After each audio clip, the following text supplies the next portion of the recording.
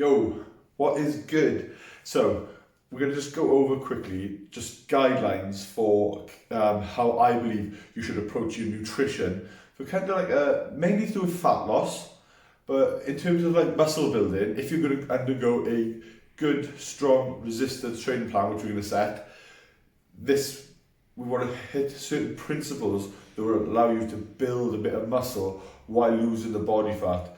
The combination of the two will therefore put you in a better physical condition. When the fat is lost, you have that nice layer underneath and your physique is going to hopefully complement what we've worked on, okay? So, the number one point that we want to work on is consistency. You have to consistently stick to what you are doing, consistently adhering to your diet, consistently going for your training, your diet. That's what's going to get you the results. So with regards to nutrition, whatever the plan is, you've got to stay consistent with it. Whether that is suggested to only have our, like, I don't like to use the term cheat meal, but kind of like a refeed day, that would only become when it's scheduled. That's what's going to get you toward your goals a lot more quicker. If you do have a day where you go a bit off the rails, I do understand people like beers on the weekend, but it's about managing it and staying consistent to the plan, and that's what's going to get you the results. So don't think of it as in like, oh, next week I'm going to achieve the 5 pound fat loss. Think of it as a long-term process, because this is your health and it is a long run to get you to where you need to be. The next point we're going to do is the calorie deficit. Calorie deficit, fat loss cannot be achieved without a calorie deficit, okay? In order to get your body to shred all the fat off, you're going to need to work off more than you put in. So you need to like eat less and work out more. Your body burns X amount of calories per day. That X amount of calories per day, if you add a workout on top of it, it's going to be burned more. So then you have to eat in equation to it. You don't know what your calorie deficit is, but we can obviously, it's something we can work on. We've got to try and find out. There's a formula which is kind of like your body weight in kg times 22, which is a rough start. That is a rough calorie start. The reason I tell you the calories is because tracking at the start, I believe it is important. Just to get to know your body. In the long, I don't track my food no more because I've done it for 3 to 4 months initially. Then I stopped doing it, I lost my weight a bit, started doing it again. I think start with, do the hard stuff first. Start tracking your food, start really being regimented and knowing what you're eating, weighing your food, etc. Because that will, it's life end of the day, in a year's time, when you stop tracking your food, you're still aware, that's roughly 30 grams of protein, or that is roughly 500 calories. Your body becomes in tune to the foods that you're eating, which will make fat loss a lot easier.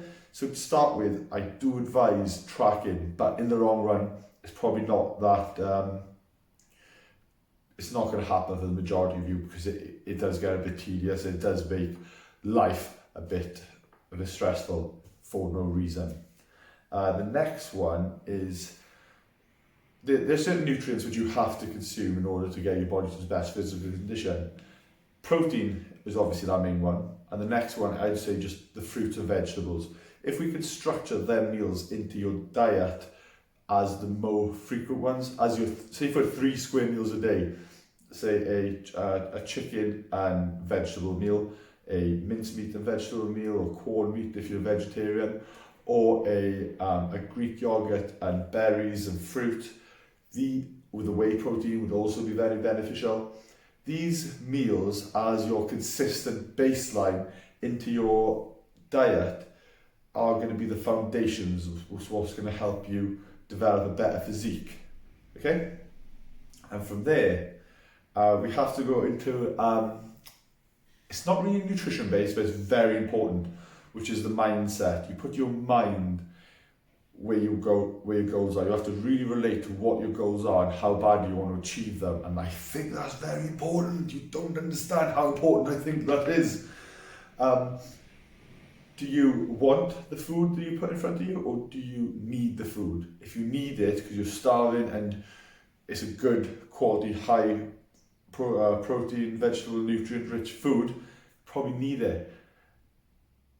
The cake you probably don't need. It's like you got to be aware of when your body's taking over, when your mind's playing that game on you, saying that, you need that food and you crave it, it's just got to learn how to have that mindset to say, no, you do not need this food. And the last point we're going to go over, point number 5, is just the environment you're in. It's a bit difficult because I understand a lot of you work, especially guys who work in the city, you don't get much for lunch break and you just got to go out, get your food, come back in, and I do get that it can be quite difficult, but we have to monitor it as best that we can. And even with regard to guys living with your kids want to eat that junk food, you just got to learn to say no, or you just got to put them and the people around you on the right frame of mind. Let them know what your goals are. Let them know, look, I'm going to achieve this. You're not helping me with this. You're not complementing my goals, you're complicating them.